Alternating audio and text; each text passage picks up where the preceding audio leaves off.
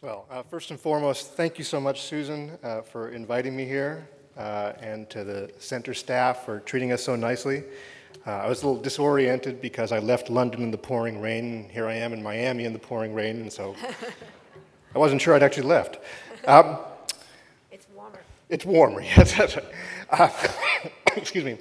I want to start off just by noting that when people talk about Brazil, both Brazilians and non-Brazilians, there's a tendency to fall into a kind of polarized camps.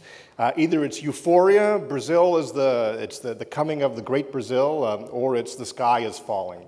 And unfortunately, it seems to vary a great deal with this year's economic news. So, 2010, oh my God, that said Brazil is the great champion.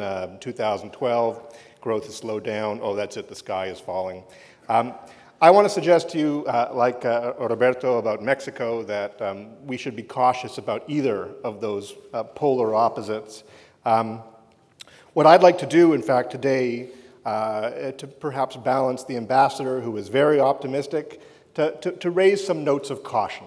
That Brazil has accomplished a great deal of things, but maybe we should be a little bit careful about this shifting landscape for the region. But before I do, I want to make two quick qualifiers.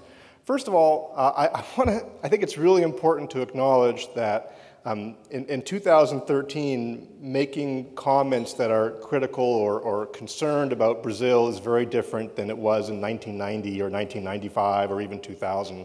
I left the United States in July of 2012, deeply disheartened by the condition of this country and the apparent direction.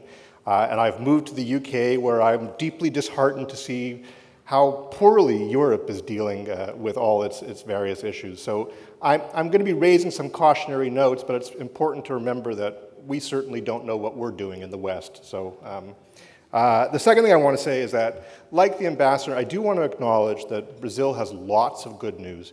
And it's a very, very big, very, very complex place. So any kind of snapshot judgment has to recognize that, in fact, there are always many, many things happening that you could look at that present different perspectives. And just a quick rundown. Brazil's political system has become quite stable and quite predictable after many years of chaos. Its civil society has mobilized and changed in really crucial ways. It's much more robust and dynamic and involved than it ever has been in its history. The reduction of poverty, including the virtual eliminations of indigence, and the reduction of inequality is really quite striking. The fact that Brazil is wrestling with the unprecedented problem of tight labor markets is pretty amazing. The rise of the middle class and the consumption around the middle class that the ambassador mentioned, of course. Really innovative social policies like Bolsa Familia. And people talk about Bolsa Familia in terms of reduction of poverty, in terms of getting people enrolled in schools.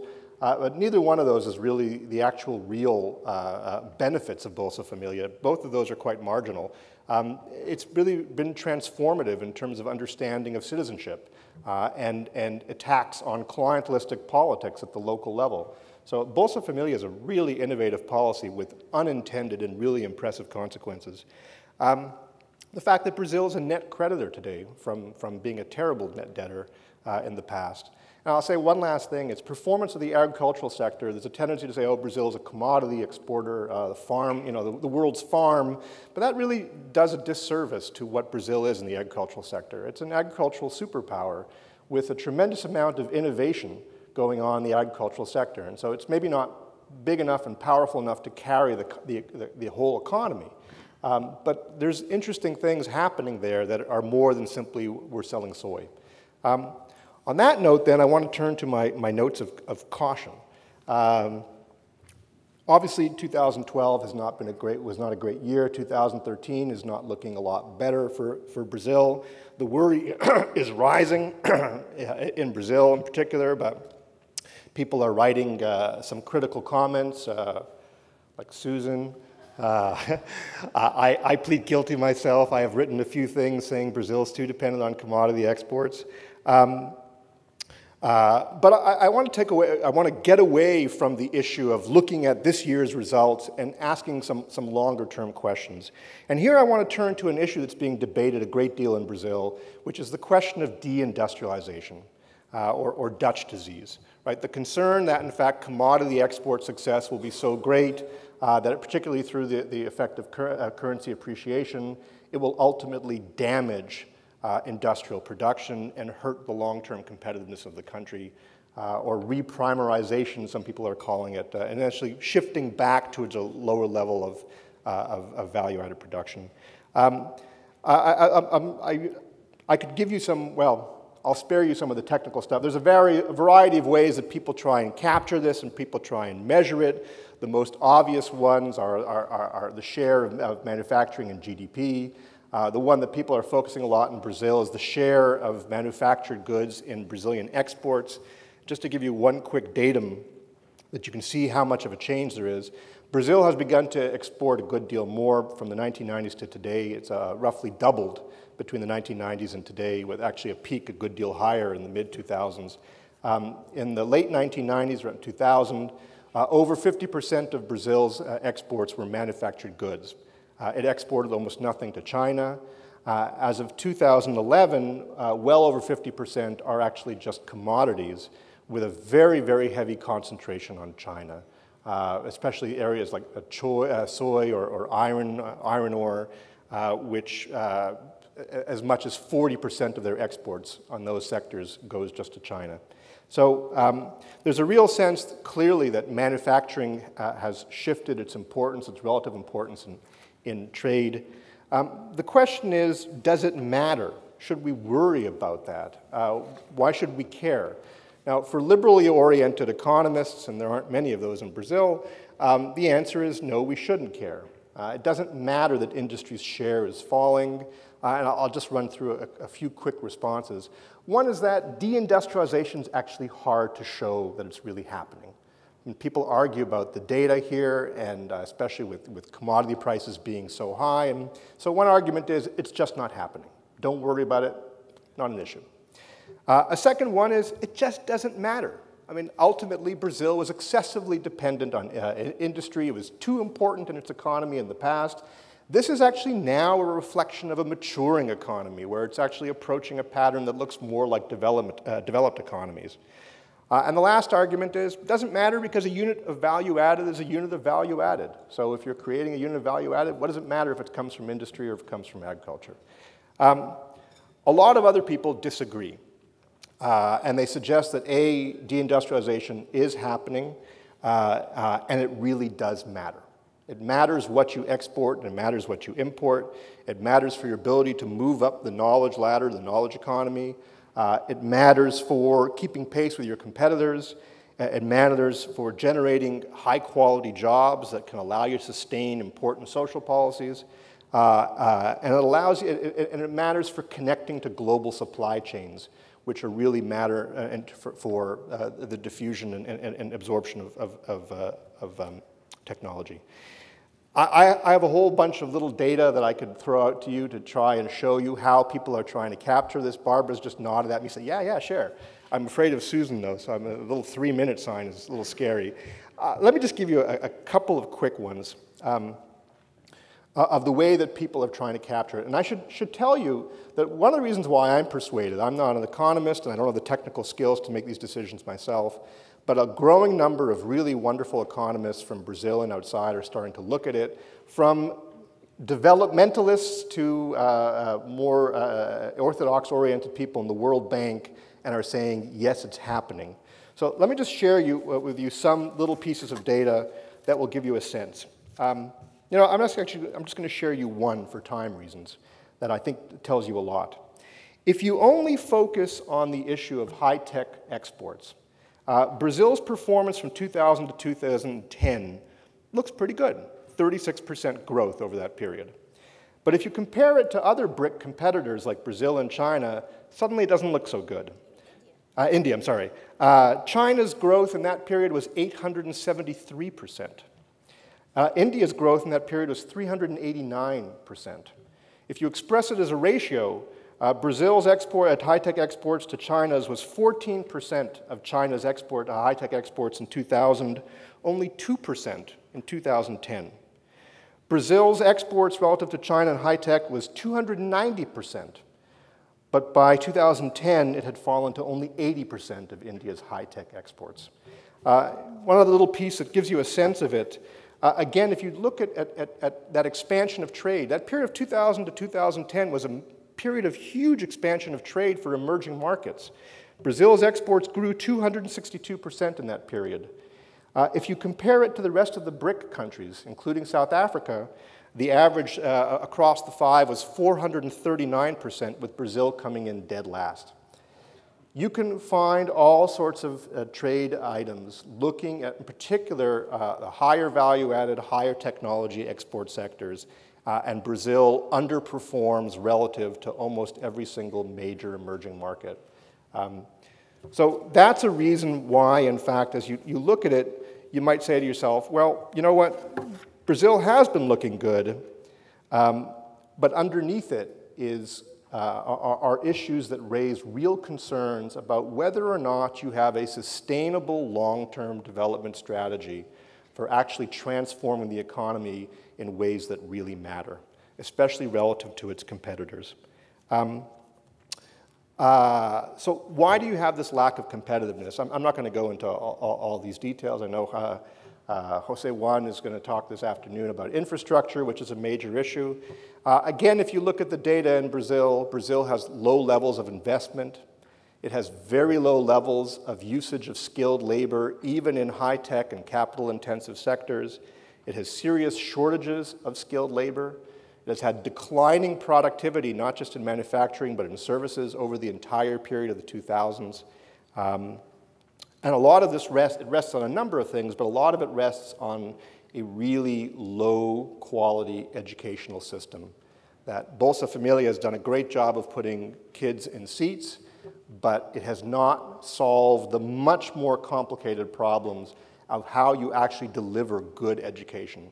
And the result is that Brazilian schools are sending students out there who actually have very, very low levels of skill and are not able to support a high-tech strategy in Brazil. Now, what are the implications for politics? I just want to say a few words about this. All right, you have slowing growth, you have signs of concern, you have rising protests in the industrial community saying these things are not good, we're facing rising competition, especially from China. What do you do? And I would suggest to you the concern I have here is that the short-term responses to these problems can actually undermine long-term goals. And here in particular, what we've been seeing, especially in the past couple of years under Dilma, is a real increase in state interventionism, a real rise in industrial policy, and a real rise in protectionism. Throughout much of the 2000s, Brazil appeared to be developing a new model that it had a role for the state, but it was one that was supportive of the market. And a lot of people wrote things saying that there's a more pragmatic model here. Some people in Brazil started calling it the new developmentalism to distinguish it from the old interventionist ISI developmentalism. This was a more market-friendly new developmentalism. And I must say that, you know, I'm not sure that we should criticize Brazil for thinking that a state-led developmental policy is the wrong answer. Again, we're living in a time where it's pretty clear nobody knows what the right model is, what the right answer is. So I think we could have an interesting argument theoretically about whether it's a good thing or not. But this increase in a heavier hand of intervention, especially in the energy sector, for example, you've seen a number of ways that the state has become much more interventionist in unproductive ways, raises a concern. If you have a development strategy and you have a role of the state with long-term goals, you're obviously increasing the state control over the allocation of resources. You're creating mechanisms for interfering and intervening in the economy. Ideally, you'd like it to have technical considerations. You want it to be operating under a clear set of stable rules, of stable guidelines, with long-term developmental goals. The problem is what happens if you cannot insulate this strategy from more partisan political goals. And here's where I would talk a little bit about the political system and suggest reasons why there might be some concern. First of all, in the political system, there's two issues. One is that you have this highly competitive political system that's been quite stable. If you look at vote shares and seats in Congress over the past 15 years or so, you're seeing basically relatively stable vote shares, relatively stable positions in Congress, relatively stable vote shares at the state level, at the municipal level. And again, as I said, highly competitive. You have 8 or 9 parties that can meaningfully compete. The problem is that these parties, for the most part, do not have any real identity. They don't have any real program. Voters in Brazil largely can't identify parties in terms of any kind of ideology. So the result is that what you do is when you win office, you construct coalitions that are basically built around patronage and client list deals, giving access to resources. So the concern would be as you increase the role of the state and increase state mechanisms and increase forms of state intervention, you create greater incentives to give basically patronage goodies to coalition partners in government, with the danger that you're then going to be undermining these more technical goals, long-term developmental goals. The second problem with the system is that as competitive as it is at all levels of politics, the one place it's not increasingly is in the presidential elections. Brazil essentially has consolidated down to 2 blocks, one led by the PT on the center left and one led by the PSDB on the center right. But over the 2000s, we've seen actually a real consolidation of the PT's position. And there's a number of reasons behind that. I'll just say this one quickly. One is what we've seen from voting data and from public opinion surveys is the PT is the only party in Brazil that actually has any kind of resonance in terms of party loyalty. People identify themselves as PT voters, and they have begun to attach themselves to these voters as loyal voters independent of economic performance, right? So in essence, the PT is the only party in Brazil that is able to capitalize and mobilize a loyal base of voters based on party ID. It doesn't help that the opposition, the PSDB, has no policy. It has no platform. It doesn't offer any alternatives to the existing program of the PT. The danger here is as a party becomes more and more dominant and is more and more confident of its position, it also has greater and greater temptations to use these instruments for its own political purposes. And that would be my greatest worry, for example, about the pre-sal oil revenues. How the PT is going to keep from using that for its own benefit, I think is a real concern, something to watch for. But both of those things mean to me that I get a little nervous about the economy not performing that well, the government getting more interventionist, and good institutional reasons to think that new developmentalism might start looking a lot more like that old developmentalism, and we all know where that story ends. Not a good place.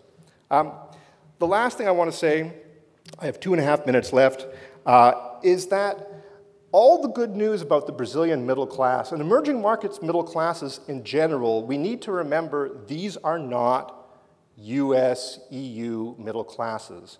They are poor, vulnerable middle classes that don't have savings, often don't have pensions, poor access to education, poor access to health. They are one nasty income shock away from being poor once again. So a lot of the good news rests on this group, but they really need good jobs. They need the economy to start generating the kinds of jobs that provide incomes, that provide good livings and can sustain the sorts of social policies that give middle classes in the West the sort of protection from shocks that emerging market middle classes don't have.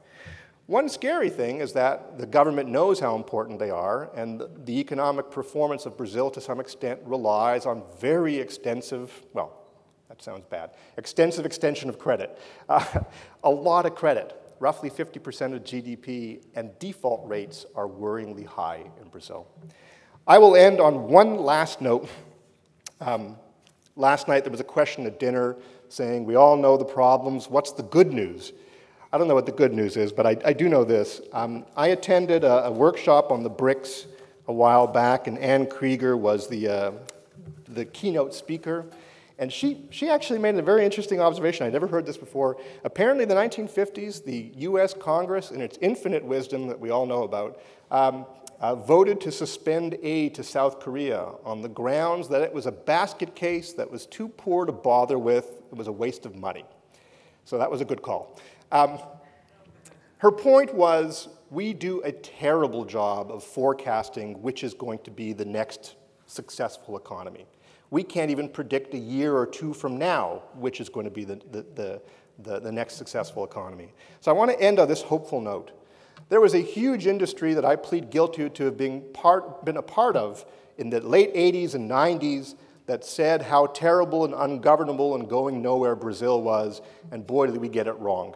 So I don't want to undersell the capacity of Brazil to surprise us. I do want to suggest that we need to be a little cautious, though, about some of the euphoria. Thank you.